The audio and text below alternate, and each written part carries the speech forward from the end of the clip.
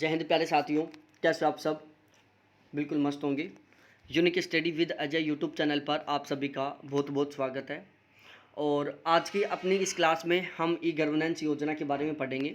और जो e governance योजना है वो आईसीटी का सबसे लास्ट टॉपिक है, पहली बात। दूसरी बात, आपने यदि कभी कहीं पर यदि कोई कोर्स लिया होगा नेट जेआरएफ के फर्स्ट पेपर का, आपने कभी आईसीटी पढ़ा होगा नेट जेआरएफ के लिए, तो ओवरऑल ऑलमोस्ट बहुत सारे टीचर हैं जो ई गवर्नेंस योजना के बारे में पढ़ाते ही नहीं हैं।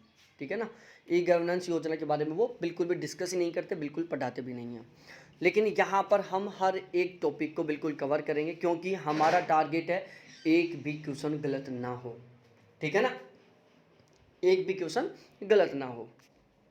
अब देखो, ई गवर्नेंस सामान्यतः नागरिकों को सेवाएं प्रदान करने, व्यावसायिक उद्यमों के साथ बातचीत करने, सरकार के विभिन्न एजेंसियों के बीच तीव्र सुकर सुविधाजनक पारदर्शी तरीके से संप्रेषण और आदान प्रदान करने हेतु सरकार के सभी स्तरों पर सूचना और संचार प्रौद्योगिकी के प्रयोग को समझा जाता है। ठीक है, तो यहाँ पर मैं बताऊँ ई गवर्नेंस योजना क्या है। ई गवर्नेंस योजना है कि जितने भी उद्योगपति हैं, ठीक है, जितने भी व्यवसायी हैं, जितने भी सूचना और संचार प्रौद्योगिकी के कैंडिडेट हैं, उन सभी का गवर्नमेंट के साथ कनेक्शन करना, गवर्नमेंट के साथ बातचीत बनाना। ठीक है भाई, आज गवर्नमेंट हमसे बात कर रही है, गवर्नमेंट उद्योगपतियों से बात कर रही है, गवर्नमेंट बिजनेसमैन से बात कर रही है, गवर्नमेंट और जो भी एम्प्लॉय हैं उनसे बात कर रही है। तो डायरेक्टली थोड़ी ना बात हो रही है। ऐसा थोड़ी ना चलो मोदी जी ने कल आके आपसे पूछा हो कि और क्या हाल है तेरे, बताओ और क्या किया जाए अब। ठीक है, कभी यूजीसी ने आपसे ये आके पूछा है कि और बता पेपर कब लूँ? नहीं पूछा ना। हमें पता चल जाता है किसके माध्यम से? आईसीटी के माध्यम से। कैसे? ऑफिशियल वेबसाइट के थ्रू, ट्विटर के थ्रू, इनके मीडियम से हमें पता चल जाता है कि गवर्नमेंट अब नेक्स्ट क्या एक्शन लेने वाली है, गवर्नमेंट ने क्या एक्शन ले लिया है। और गवर्नमेंट को अपने बारे में कैसे पता चलता है कि हमारे इस फैसले से लोग कितने सहमत हैं, कितने असहमत हैं, वो भी आईसीटी के माध्यम से पता चल पाता है।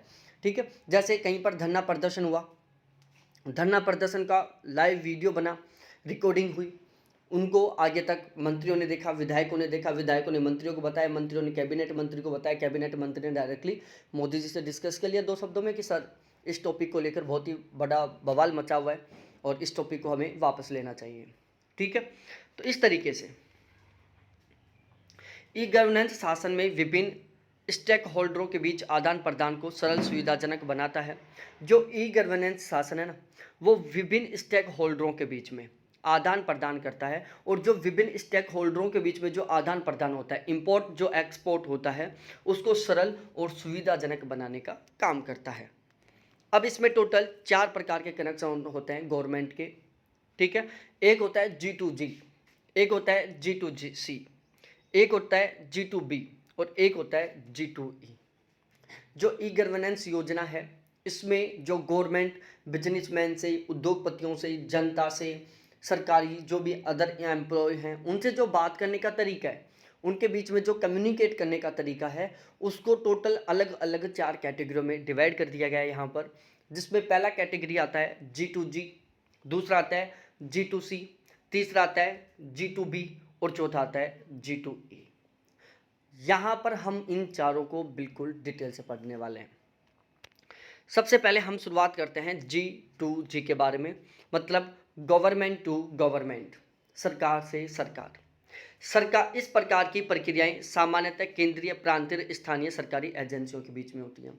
सरकार से सरकार के बीच में जो कम्युनिकेट है, सरकार से सरकार के बीच में जो बातचीतें हैं, वो किस तरीके से होती हैं? भाई सरकार के बीच में सरकार से बातें कैसे होंगी? आपके दिमाग में आ रहा होगा ना, सरकार से सरकार बात कैसे करेगी, सरकार से बातें कैसे होंगी? आ रहा होगा ये टॉपिक आपके मन में कि सरकार से कैसे बातें कर रही है। भाई सेंट्रल गवर्नमेंट स्टेट गवर्नमेंट को कुछ ऑर्डर देती है कि तुम्हें ये काम करना है। पहली बात, स्टेट गवर्नमेंट है जो सेंट्रल गवर्नमेंट से कहती होगी कि हमें ये काम करना है, आप हमें इससे रिलेटेड कुछ इन्फॉर्मेशन दो। तो इस तरीके से क्या होता रहता है? कम्युनिकेशन होता रहता है। क्या होता रहता है? इस तरीके से कम्युनिकेशन होता रहता है, इस तरीके से कम्युनिकेट होता रहता है। तो इसको ही हम क्या कहते हैं? G2G कहते हैं, सरकार टू सरकार कम्युनिकेशन कहते हैं। सरकार से सरकार के बीच में जो बातें होती हैं वो कहते हैं इसको हम। ठीक है। इसका उद्देश्य क्षमता, उत्पादन एवं कार्य निष्पादन को बढ़ाना होता है। गवर्नमेंट से बात कर रही है, तो भाई हरियाणा की गवर्नमेंट राजस्थान की गवर्नमेंट से बात कर रही है, राजस्थान की गवर्नमेंट मोदी जी से बात कर रही है, सेंट्रल गवर्नमेंट से बात कर रही है, सेंट्रल गवर्नमेंट है जो बिल्कुल स्टेट लेवल की गवर्नमेंट से बात कर रही है, स्टेट लेवल की जो गवर्नमेंट है, जो स्थानीय गवर्नमेंट है, जैसे वहाँ का विधायक है, मंत्री है, सरपंच है, उनसे बात कर रही है। तो ये क्या हो रहा है, गवर्नमेंट टू गवर्नमेंट कम्युनिकेशन हो रहा है। अब ये क्यों किया जा रहा है, इसका सबसे मुख्य कारण होता है कि जो उद्देश्य है उनको कितना प्राप्त किया जा रहा है, उद्देश्यों के ऊपर किस तरीके से कार्य किया जा रहा है, उसके लिए G2G में ICT का प्रयोग सरकारी संगठनों एवं सरकारी प्रक्रियाओं में सूचना और सेवाओं के प्रवाह में वृद्धि करने के लिए किया जाता है। किसके वृद्धि करने के लिए किया जाता है। अब देखो, इसको भी मैं आपको बहुत अच्छे से समझाने की कोशिश करता हूँ, बिल्कुल डिटेल से मैं इसको भी आपको समझाता हूँ। देखो इसमें क्या होता है, इसमें क्या होता है ये चीज़ देख लो एक बार। सरकारी संगठनों और सरकारी प्रक्रियाओं में सूचनाओं और सेवाओं के प्रवाह में वृद्धि करने के लिए किया जाता है। जो G2G है, गवर्नमेंट टू गवर्नमेंट है, इसका सबसे मेन टारगेट होता है, इसका सबसे मुख्य उद्देश्य होता है कि सरकारी एवं सरकारी प्रक्रियाओं एवं सूचनाओं के प्रवाह में वृद्धि करने के लिए, सरकारी एवं सरकारी जो सूचनाएं हैं उनमें बढ़ोतरी करने के लिए। उसके बाद हम बात करें G2C का मतलब होता है गवर्नमेंट टू सिटीजन, सिटीजन का मतलब होता है नागरिक, वहाँ के जो कैंडिडेट हैं उनसे। तो G2C के बारे में हम बात करें, यदि हम गवर्नमेंट टू सिटीजन के बारे में बात करें तो उससे भी हमें कुछ नई जानकारियाँ मिलेंगी। जैसे यह प्रक्रिया सरकार और नागरिकों के बीच में होती है, एम्प्लॉय और गवर्नमेंट के बीच में, सिटीजन और गवर्नमेंट के बीच में, एम्प्लॉय नहीं सिटीजन, सिटीजन और गवर्नमेंट के बीच में जो कम्युनिकेट होता है, उनके बीच में जो सूचना का आदान प्रदान होता है, यह सरकारी सेवाओं की उपलब्धता और पहुंच का विस्तार करती है तथा सेवाओं की गुणवत्ता में सुधार करती है। जो G2C है, जो गवर्नमेंट टू सिटीजन है, यह प्रक्रिया सरकार और नागरिकों के बीच में होती है, सरकार और वहाँ के जो नागरिक है, जो वहाँ के सिटीजन है, उनके बीच में यह काम होता है, यह कम्युनिकेशन होता है। ठीक है। अब देखो, यह क्रिया सरकार और नागरिकों के बीच में होती है, सरकार और नागरिकों के बीच में यह क्रिया होती है। यह सरकारी सेवाओं की उपलब्धता और पहुंच का विस्तार करती है, सरकारी सेवाओं की उपलब्धता और पहुंच का विस्तार करती है तथा सेवाओं की गुणवत्ता में सुधार करती है। जो सेवाओं की गुणवत्ता है उसमें भी ये सुधार करती है। यह नागरिकों को समर्थ बनाती है, जिससे कि प्रत्येक नागरिक सरकारी सेवाओं से लाभान्वित हो सके। भाई गवर्नमेंट टू सिटीजन कम्युनिकेशन हो रहा है, तो गवर्नमेंट सिटीजन नागरिकों से बात क्यों करना चाह रही है, क्योंकि गवर्नमेंट चाहती है कि हर एक नागरिक सक्षम हो।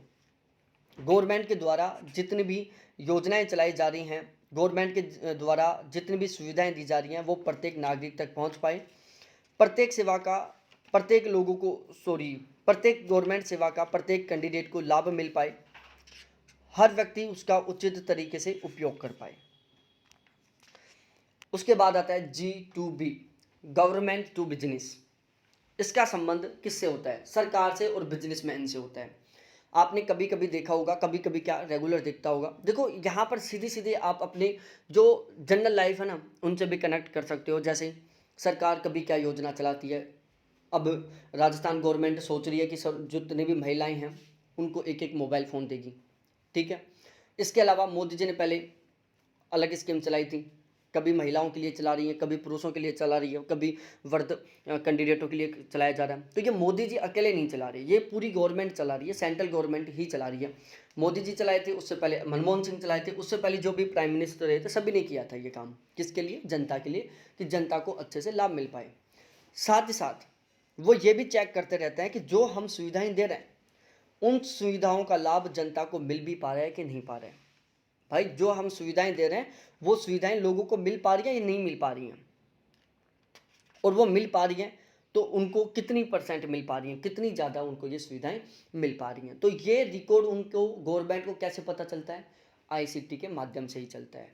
ICT ना हो तो गवर्नमेंट को इन बातों के बारे में भी नहीं पता चल पाएगा। G2B का मुख्य उद्देश्य लाल फीताशाही सरकारी नियमों को का सख्ती से पालन न करना, को कम करना, सरकार से संबंध स्थापित करते समय अधिक पारदर्शी व्यवसायी वातावरण का निर्माण करना और प्रचलित लागत में कमी लाना। भाई गवर्नमेंट डील करती है बिजनेसमैन से कि तेरे को इतना % टैक्स देना है, तेरे को इतना % जनता से रुपए लेना है, तेरे को ये काम इस तरीके से करना है, तेरे को ये काम इस तरीके से करना है, इतना % तेरे ऊपर टैक्स लगेगा, इतना ये होगा, इतना ये होगा। तो ये इस तरीके से जितने भी डिसीजन है वो किसके द्वारा लिए जाते हैं? सेंट्रल गवर्नमेंट के द्वारा लिए जाते हैं बिजनेसमैन से। इसके अलावा होता है गवर्नमेंट टू एम्प्लॉय, जिसको हम G2E बोलते हैं, गवर्नमेंट टू एम्प्लॉय। सरकार अपने कर्मचारियों के साथ परस्पर नियमित रूप से क्रिया करती है। जो गवर्नमेंट है वो अपने जितने भी एम्प्लॉय हैं, जितने भी कर्मचारी हैं, उनके साथ रेगुलर क्या करती है? डिस्कस करती है, रेगुलर उनके साथ कम्युनिकेट करती है। यह परस्पर क्रिया सरकार और कर्मचारियों के बीच साधनों के प्रयोग को तीव्र सक्षम बनाती है तथा कर्मचारियों के संतुष्टि स्तर को बढ़ाने में सहायता करती है। और जो गवर्नमेंट और एम्प्लॉय के बीच में जो डिस्कशन हो रहा है, गवर्नमेंट और एम्प्लॉय के बीच में जो चर्चा हो रही है, ये क्या करता है? ये एम्प्लॉय को, जो कर्मचारी काम कर रहे हैं, भाई सरकार को कैसे पता चलता है कि जो कर्मचारी काम कर रहे हैं वो सही ढंग से कर रहे हैं कि नहीं कर रहे हैं, वो कितना काम कर रहे हैं, वो कितनी हैसा आराम कर रहे हैं। तो इन सभी के बारे में गवर्नमेंट को कैसे पता चलता है? कैसे पता चलता है भाई गवर्नमेंट को? ICT के माध्यम से। ठीक है, एम्प्लॉय को लेकर गवर्नमेंट क्या एक्शन ले रही है, ये एम्प्लॉय को कैसे पता चलता है? ICT के माध्यम से। ई गवर्नेंस के आधार, सबसे पहला आता है बुनियादी डिजिटल बुनियादी ढांचा। ई गवर्नेंस का उचित तरीके से प्रसार करने के लिए निम्न उपकरणों की आवश्यकता होती है। जो भी ई गवर्नेंस है उसका उचित तरीके से एक सिस्टमेटिक वे में उसका प्रसार करने के लिए कुछ स्पेशल इंस्ट्रूमेंट की आवश्यकता पड़ती है, कुछ विशेष उपकरणों की ज़रूरत पड़ती है, जिसमें इंटरनेट आ जाता है, कंप्यूटर आ जाता है। ठीक है, तो इंटरनेट और कंप्यूटर के माध्यम से जो गवर्नमेंट है वो स्कीमों के बारे में जनता को बताती है और जनता की उन स्कीमों को लेकर क्या राय है यह गवर्नमेंट जानती है। डिजिटल कनेक्शन के बारे में हम पढ़ें। डिजिटल इंफ्रास्ट्रक्चर तैयार करने के बाद कनेक्टिविटी पर ध्यान दिया जाता है, सूचना एवं आंकड़ों को इकट्ठा करने का काम किया जाता है। डिजिटल कनेक्शन क्या काम करता है? भाई आजकल डिजिटल कनेक्शन हो रहा है, तो डिजिटल कनेक्शन के बारे से हमें क्या पता चलता है? जैसे टोटल कितने फॉर्म, मैं एक छोटा सा एग्जाम्पल ले रहा हूँ, गवर्नमेंट को टोटल फॉर्म के बारे में कैसे पता चलता है कि टोटल कितने फॉर्म भरे गए?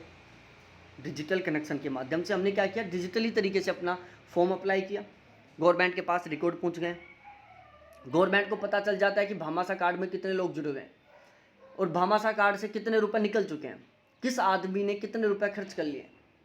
तो ये सब कुछ किसकी वजह से पता चलता है? गवर्नमेंट को डिजिटल कनेक्शन की वजह से पता चल रहा है, क्योंकि हम क्या है, डिजिटली तरीके से किसी प्लेटफॉर्म के माध्यम से क्या जुड़े हुए हैं। डिजिटल साक्षरता, सरकार द्वारा किए जा रहे प्रयासों का लाभ उठाने के लिए जनता का जागरूक होना अति आवश्यक है। जनता को डिजिटली माध्यमों का उपयोग करना आता हो तथा जनता को इंटरनेट की समझ हो। ठीक है, डिजिटल साक्षरता का मतलब क्या होता है कि सरकार द्वारा दिए जा रहे प्रयासों का लाभ उठाने के लिए जनता का जागरूक होना बहुत ज़्यादा ज़रूरी है। जनता को डिजिटल माध्यमों का उपयोग करना आना चाहिए। जो जनता है उसको डिजिटल माध्यमों का उपयोग करना आना चाहिए, साथ ही साथ जनता को इंटरनेट की भी समझ होनी चाहिए। उसके बाद ई गवर्नेंस की टोटल 6 योजना है, जिसको हम 6C बोलते हैं। क्या बोलते हैं? 6C बोलते हैं। तो 6C क्या होता है? सबसे पहला होता है कॉन्सेप्ट, सूचना के समयानुसार जनता तक पहुंचना। सॉरी, कॉन्सेप्ट नहीं, कनेक्ट। 6C में पहला C का मतलब होता है कनेक्ट। कनेक्ट का मतलब होता है कि सूचना के समयानुसार जनता तक पहुंचना, जो सूचना है उसको बिल्कुल टाइम टू टाइम जनता तक पहुंचाना। उसके बाद होता है कंटेंट। कंटेंट का मतलब होता है कि आप क्या पहुंचा रहे हो। कंटेंट का मतलब क्या होता है? आप क्या सामग्री पहुंचाने की कोशिश कर रहे हो। तो प्रशासन से संबंधित सूचनाओं को सुरक्षित पहुंचाना, जो सूचना है, जो इन्फॉर्मेशन है, वो क्या होता है? कंटेंट होता है। उसके बाद होता है कंपटीशन। सरकार से संबंधित सूचनाओं की सरलता से उपलब्धता, कि जो इन्फॉर्मेशन दी जा रही है वो सरकार जो इन्फॉर्मेशन दी जा रही है वो कितनी सरलता से, कितनी सहजता के साथ प्रोवाइड करवाई जा रही है, कितनी सहजता के साथ, कितनी सरलता के साथ वो पहुंच पा रही है। उसके बाद होता है कैपिटल। डिजिटल सिस्टम को चलाने के लिए पूंजी की आवश्यकता होती है। कैपिटल का मतलब यहाँ पर राजधानी नहीं है, कैपिटल का मतलब होता है पूंजी, कि भाई आप सूचना पहुंचा रहे हो, सूचना ले रहे हो, उसके लिए डिजिटल प्लेटफॉर्म का यूज हो रहा है, डिजिटल प्लेटफॉर्म पर स्टोरेज चल रहा है, नेटवर्क का यूज हो रहा है, बहुत सारे एम्प्लॉय हैं जो उनको कंट्रोल करने के लिए काम कर रहे हैं, तो उस सभी के लिए क्या चाहिए, रुपए चाहिए। साइबर सिक्योरिटी, भाई डिजिटल काम है तो वहाँ पर सिक्योरिटी भी अनसेफ है, सिक्योरिटी भी बहुत ज़्यादा ज़रूरत है वहाँ पर, क्योंकि डिजिटली प्लेटफॉर्म पर हर चीज़ अनसेफ रहती है, लीक कोई भी कर सकता है। आपने जैसे आपकी खुद की पर्सनल इन्फॉर्मेशन है, एक तो आपने उसको ज़मीन में गाड़ दिया, सपोज दैट छुपा के रख दिया घर के अंदर, दीवारों में चुनवा दिया, ठीक है, कहीं पत्थरों के नीचे दबा दिया, ऊपर एक चबूतरा बना दिया। एक आपने उसको डिजिटल प्लेटफॉर्म पर डाल दिया, कोई भी हैकर उसको हैक कर सकता है, क्योंकि जब गूगल जैसे प्लेटफॉर्म, ट्विटर जैसे प्लेटफॉर्म हैक हो जाते हैं तो भाई हम तो हैं ही क्या। सिटीजन सेंट्रिक, डिजिटल तरीकों से उपलब्ध प्रक्रिया को प्रयोग में लाना लोगों के लिए बहुत आसान है, ठीक है। तो ये 6C का मतलब था जो आपको पता होना चाहिए। अब ई गवर्नेंस को लेकर इसके उद्देश्य क्या है, कि ई गवर्नेंस के उद्देश्य क्या है। पहला, नागरिकों को एक बहुत ही अच्छी सुविधा देना, प्रशासन एवं जनता में पारदर्शी लाना, शासन दक्षता में सुधार करना, सूचनाओं के माध्यम से लोगों को जागरूक करना, व्यापारियों एवं उद्योगपतियों का सहयोग करना, व्यापारियों एवं उद्योगपतियों के साथ इंटरफेस में सुधार करना। इंटरफेस का मतलब होता है उनसे बात करने में सुधार करना। ई गवर्नेंस के उपयोग की बात की जाए कि ई गवर्नेंस के क्या क्या उपयोग होते हैं, तो इनके उपयोगों को पढ़ लो भाई लोगों। नागरिकों, व्यवसायों एवं अन्य सरकारी विभागों के बीच सूचना का आदान प्रदान करना, सूचना का आपस में क्या करना, ट्रांसफ़र करना। सरकारी सेवाओं की गुणवत्ता में सुधार करना, सरकारी सेवाओं तक तीव्रतम एवं सक्षम पहुंच स्थापित करना, लागत को कम करना, 1 साल के भीतर शहरी स्तर पर गरीबी की पहचान कर गरीबी हटाओ कार्यक्रम चलाना। नगर पालिका निकायों के पास अपनी संपत्ति के डाटा होने चाहिए। स्थानीय शासन निकायों में एकल सेवा केंद्र होना चाहिए। सिंगल विंडो के माध्यम से सेवाओं की आपूर्ति करनी चाहिए। तो ये क्या है, सारे के सारे ई गवर्नेंस के उपयोग हैं। क्या है, ई गवर्नेंस के उपयोग हैं। अब हम आगे बात करते हैं, भारत में ई गवर्नेंस से रिलेटेड कौन कौन से प्रयास किए जा रहे हैं। भारत सरकार है जो ई गवर्नेंस को लेकर क्या क्या प्रयास कर रहा है।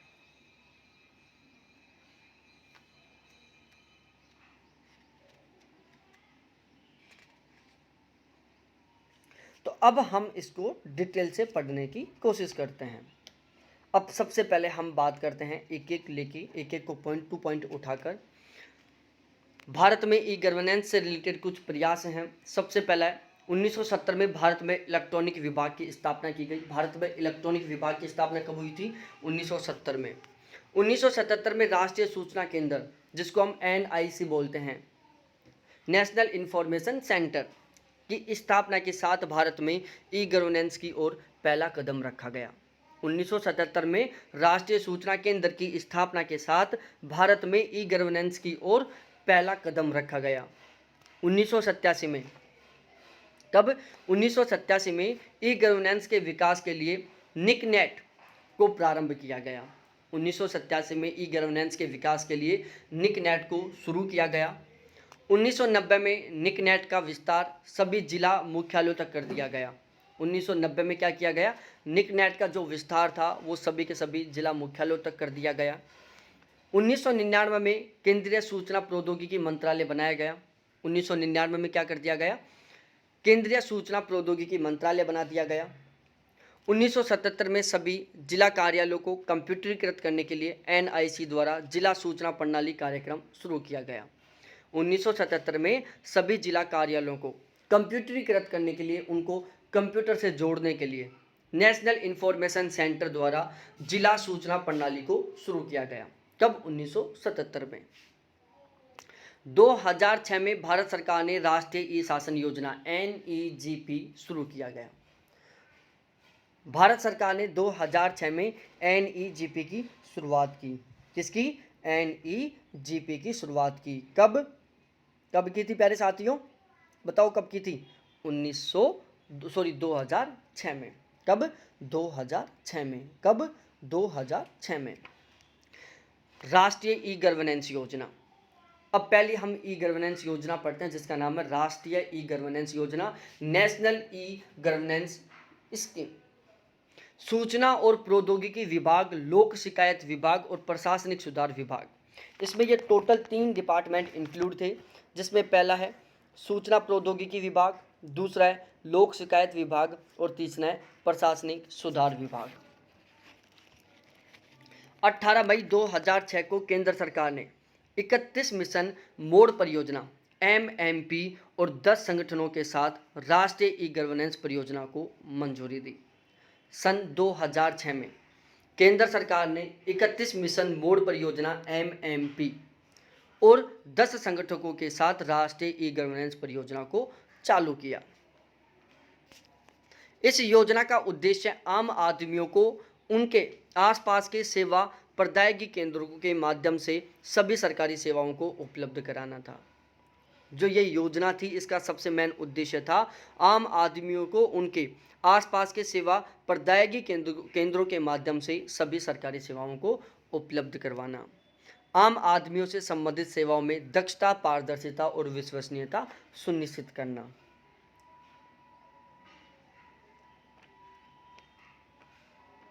ठीक है। अब ई गवर्नेंस में कौन कौन सी बाधाएं आई थी? भाई हर चीज में सरलता नहीं होती, कोई भी नया काम होता है उसमें अवरोध बनते हैं। भाई विरोध करने वाले हर जगह रहते हैं, यहां भी आ गए विरोध करने वाले। ई गवर्नेंस में बाधाएं, पहली बाधा तकनीकी ज्ञान का अभाव की बाधा, दूसरा प्रशासनिक, ई गवर्नेंस में बाधा है तकनीकी ज्ञान के अभाव की बाधा, प्रशासनिक ढीलापन, पूंजी की मांग, कानूनी ढांचे की परिपक्वता, समाज के लोगों की तकनीकी से दूरी, सुविधाओं का दूर दराज के क्षेत्रों तक पहुंच पाने में बाधा, जनता में जागरूकता का अभाव, भौगोलिक अवस्थिति की संबंधित विभिन्नताएं। ये कुछ ऐसी बाधाएं थी जो ई गवर्नेंस में उत्पन्न हुई थी जब ई गवर्नेंस को लागू किया गया था। इसके टोटल 4 स्तंभ थे। जो ई गवर्नेंस थी इसके टोटल 4 स्तंभ थे। पहला था लोग, दूसरा प्रक्रिया, तीसरा प्रौद्योगिकी और चौथा संसाधन। तो ई गवर्नेंस के टोटल 4 स्तंभ, पहला लोग, दूसरी प्रक्रिया, तीसरा प्रौद्योगिकी और चौथा संसाधन। ई गवर्नेंस के लाभ, गति, तकनीकी संचार को गति प्रदान करती है। जो टेक्निक है वो कम्युनिकेशन को बहुत स्पीड प्रदान करती है। जो काम धीरे धीरे होता है वो बहुत तेज गति से होने लगता है। लागत में कमी, तकनीकी की वजह से संचार लागत में कमी आती है। पारदर्शिता, ICT की वजह से सरकारी क्रियाओं में पारदर्शिता आती है, क्लियरिटी आती है। अब हम पढ़ेंगे शिक्षा में ICT। शिक्षा में जो ICT है इसमें बहुत सारी चीज़ें हैं, बहुत सारे टॉपिक हैं। तो शिक्षा में ICT है एक बहुत ही लंबा चौड़ा टॉपिक है जिसको हम आज नहीं कल वाली क्लास में पढ़ेंगे। ठीक है, आज ही करते इसको।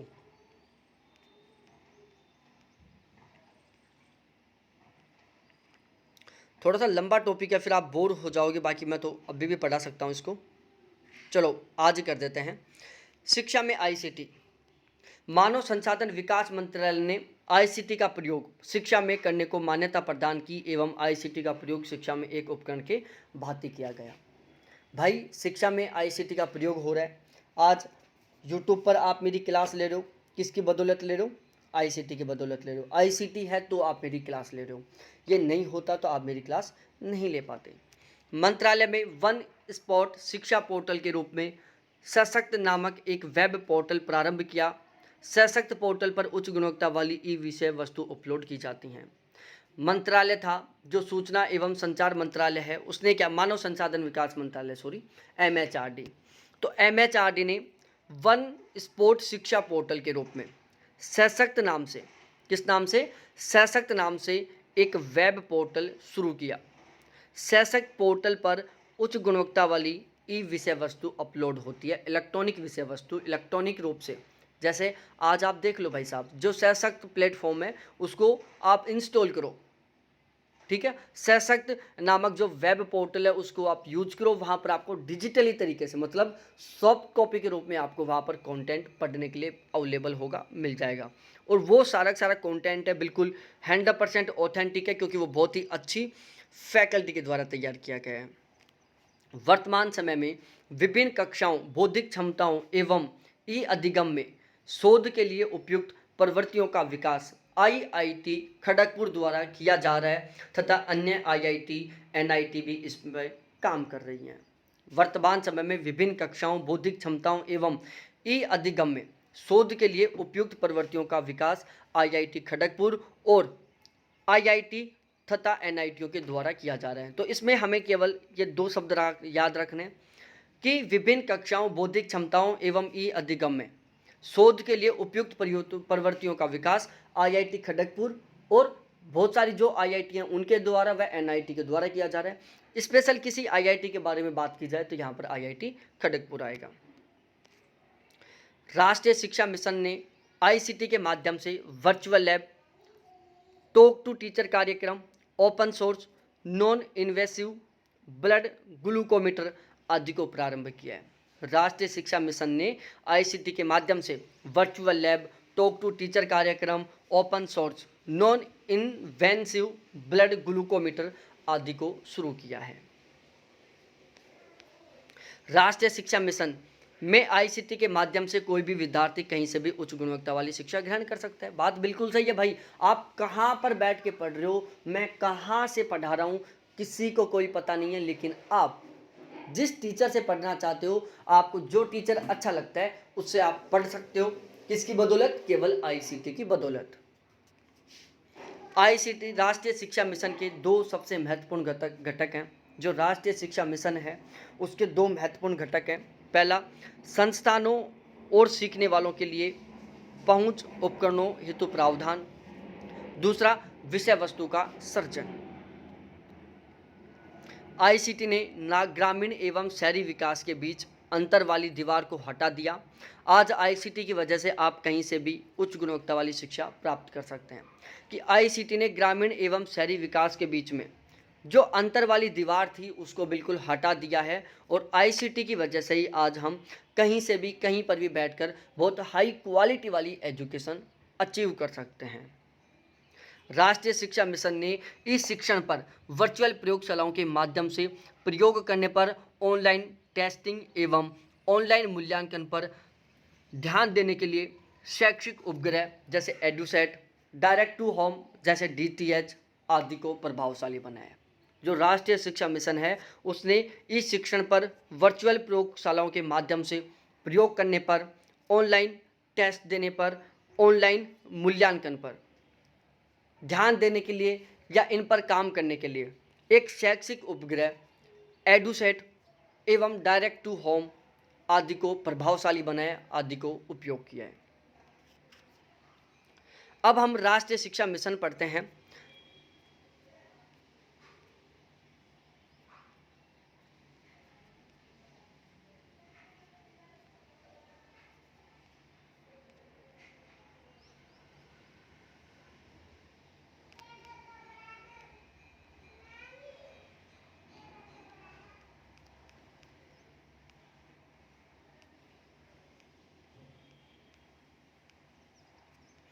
राष्ट्रीय शिक्षा मिशन।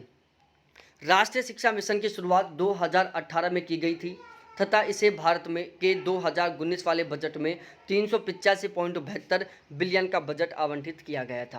पहली बात, राष्ट्रीय शिक्षा मिशन की शुरुआत 2018 में हुई। इसे भारत के 2019 वाले बजट में 385.72 बिलियन का बजट आवंटित किया गया था। इस मिशन में 4 प्रमुख योजनाएं शामिल थी। जो राष्ट्रीय शिक्षा मिशन था इसमें टोटल 4 योजनाएं शामिल थी। पहली योजना का नाम था साक्षर भारत, दूसरे का सर्व शिक्षा अभियान, तीसरे का शिक्षक शिक्षा पर केंद्रीय प्रायोजित योजना जिसको हम CSST बोलते हैं, और चौथी थी राष्ट्रीय माध्यमिक शिक्षा अभियान। ठीक है, तो जो राष्ट्रीय शिक्षा मिशन था इसमें टोटल 4 योजनाएं थी। पहला राष्ट्रीय माध्यमिक शिक्षा अभियान था, दूसरा शैक्षिक शिक्षा पर केंद्र प्रायोजित योजना थी, तीसरा सर्व शिक्षा अभियान था, और चौथा साक्षर भारत था। राष्ट्रीय साक्षरता मिशन।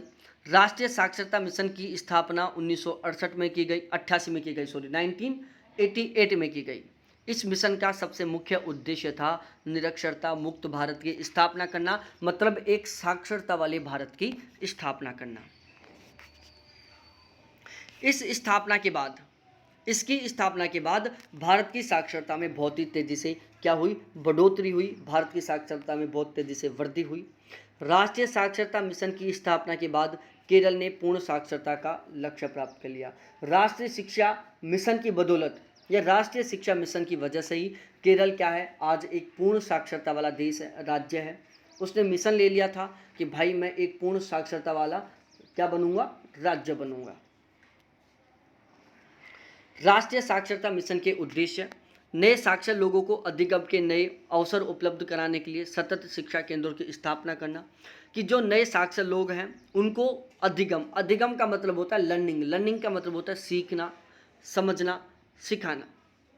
ठीक है, तो अधिगम के नए अवसर उपलब्ध कराने के लिए सतत शिक्षा केंद्रों की स्थापना करना, साक्षरता को बढ़ाना, वैकल्पिक शिक्षा कार्यक्रमों और व्यावसायिक कौशल को सर्जन करना, क्षेत्रीय मांग के अनुसार शिक्षा के अवसर उपलब्ध करवाना, सतत शिक्षा के लक्ष्यों को प्राप्त करने के लिए साक्षरता कार्यक्रम को चलाना। ठीक है, तो ये क्या थे, इसके मुख्य उद्देश्य थे, किसके, राष्ट्रीय साक्षरता मिशन के। अब हम बात करें निरक्षरता उन्मूलन कार्यक्रम के बारे में। अनिवार्य निःशुल्क प्राथमिक शिक्षा की व्यवस्था करना चाहिए एवं सभी बच्चों के लिए प्राथमिक शिक्षा अनिवार्य बना देनी चाहिए। जो निरक्षरता उन्मूलन कार्यक्रम था उसका सबसे मुख्य उद्देश्य क्या था कि निरक्षर भारत बनाने के लिए या कंप्लीटली एक साक्षर भारत बनाने के लिए हमें सभी बच्चों को बिल्कुल अनिवार्य शिक्षा देनी चाहिए और शिक्षा को बिल्कुल फ्री बना देना चाहिए। बच्चों को शिक्षा के प्रति आकर्षित करने के लिए फ्री में भोजन, शिक्षा, किताब, ड्रेस आदि की व्यवस्था करनी चाहिए। साक्षरता शिविरों का आयोजन करना चाहिए जिससे कि लोगों को जागरूक किया जा सके। स्वयंसेवी संस्थानों, टीवी चैनलों, रेडियो, भजन, कीर्तन, नौटंकी आदि के माध्यम से बच्चों व उनके पेरेंट्स को शिक्षा के महत्व के बारे में बताना चाहिए। अंतिम वर्ष के स्नातक पाठ्यक्रम में 15 दिन तक साक्षरता अभियानों में भाग लेना अनिवार्य कर देना चाहिए, जिससे कि बच्चे घर घर जाकर बच्चों को, अन्य लोगों को एजुकेशन के बारे में बता पाएँ। ईच वन टीच वन अभियान के माध्यम से शिक्षक प्रशिक्षण पाठ्यक्रम में निरक्षरता उन्मूलन कार्यक्रम को जोड़ देना चाहिए। किसके माध्यम से, ईच वन टीच वन। अब हम बात करते हैं शिक्षक शिक्षा पर केंद्र प्रायोजित योजना कि शिक्षक शिक्षा पर कौन कौन सी केंद्र प्रायोजित योजनाएं, जैसे जिला शिक्षा एवं प्रशिक्षण संस्थानों की स्थापना करना, राज्य शैक्षिक अनुसंधान और प्रशिक्षण परिषदों का सुदृढ़ीकरण करना, माध्यमिक शिक्षक शिक्षा संस्थानों को शिक्षा कॉलेजों CTE और शिक्षा में उन्नत अध्ययन संस्थानों IASE के रूप में सुदृढ़ करना, शिक्षक में सुधार के लिए राज्यों में संपूर्ण शिक्षा विकास के लिए शिक्षा को एकीकृत करना, शिक्षण संस्थानों की क्षमता में विस्तार की आवश्यकता विशेष रूप से पूर्वी एवं उत्तरी पूर्वी भारत में है, अप्रशिक्षित शिक्षकों को प्रशिक्षित करना, बिना निर्धारित व्यावसायिक योग्यताओं के बड़ी संख्या में नए शिक्षकों की भर्ती करना, माध्यमिक विद्यालयों के शिक्षकों को सेवाकालीन प्रशिक्षण प्रदान करने के लिए संस्थागत क्षमता का विस्तार करना, प्रारंभिक शिक्षा को उच्च शिक्षा प्रणाली से लिंक करना, शिक्षक शिक्षा संस्थानों में समग्र गुणवत्ता पर ध्यान देना, वित्तीय साझाकरण शिक्षा के लिए वित्तीय साझाकरण सभी राज्यों केंद्र शासित प्रदेशों के लिए 75% राज्य केंद्र सरकार और 25% राज्य के अनुपात में तथा सिक्किम सहित NER नॉर्थ ईस्ट रीजन राज्यों के लिए 90-10 के अनुपात में। ठीक है भाई, शिक्षा को बढ़ावा देने के लिए गवर्नमेंट को वित्त में साझाकरण करना चाहिए कि भाई जो सिक्किम और इसके अलावा जो उत्तरी पूर्वी भारत के राज्य जैसे आसाम है, मेघालय, मणिपुर है, त्रिपुरा है, ये सभी के सभी राज्य जिसको हम 7 महीने बोलते हैं, उत्तरी पूर्वी भारत के 7 राज्य प्लस सिक्किम, इन 8 राज्यों में शिक्षा पर जो खर्च होगा उसमें 90% खर्च सेंट्रल गवर्नमेंट करेगी, 10% खर्च स्टेट गवर्नमेंट करेगी। वहीं बाकी के जो भी राज्य केंद्र शासित प्रदेश हैं उनमें शिक्षा पर 75% खर्च सेंट्रल गवर्नमेंट करेगी, 25% खर्च स्टेट गवर्नमेंट करेगी। उच्च शिक्षा में डिजिटल पहल के बारे में बात की जाए तो उच्च शिक्षा में डिजिटल पहल को हमने इसी किताब के उच्च शिक्षा प्रणाली एवं शिक्षण अभिवर्ती में अच्छे से पढ़ लिया है। इस टॉपिक को आप वहाँ से पढ़कर अच्छे से क्लियर कर सकते हैं। ठीक है, तो उच्च शिक्षा में जो डिजिटल पहल है उसको हमने हायर एजुकेशन में कंप्लीट कर लिया है। ठीक है, तो इस तरीके से हमारा ये कंप्लीट हो गया। बाकी ये अब इम्पोर्टेंट कीवर्ड हैं जिनको आपको खुद को पढ़ना है। मैंने पीडीएफ भेज दिया क्योंकि यहाँ पर आपको स्पेशल तरीके से समझाने का कुछ नहीं मिलने वाला। हर कीवर्ड को पढ़ना है, उसको समझना है, समझने का कुछ चीज़ है नहीं, उसको केवल रटना है। तो ये जितने भी कीवर्ड हैं और साथ ही साथ जितने भी फुल फॉर्म हैं इन सभी को आप खुद पढ़ लेना। और हमारी आईसीटी एक तरीके से कंप्लीट हो चुकी है। ठीक है, इन कीवर्डों को आप ज़रूर पढ़ना। टोटल कितने कीवर्ड है मैं बता देता हूँ एक बार। टोटल 66 कीवर्ड हैं, इनको आपको अच्छे से पढ़ना है।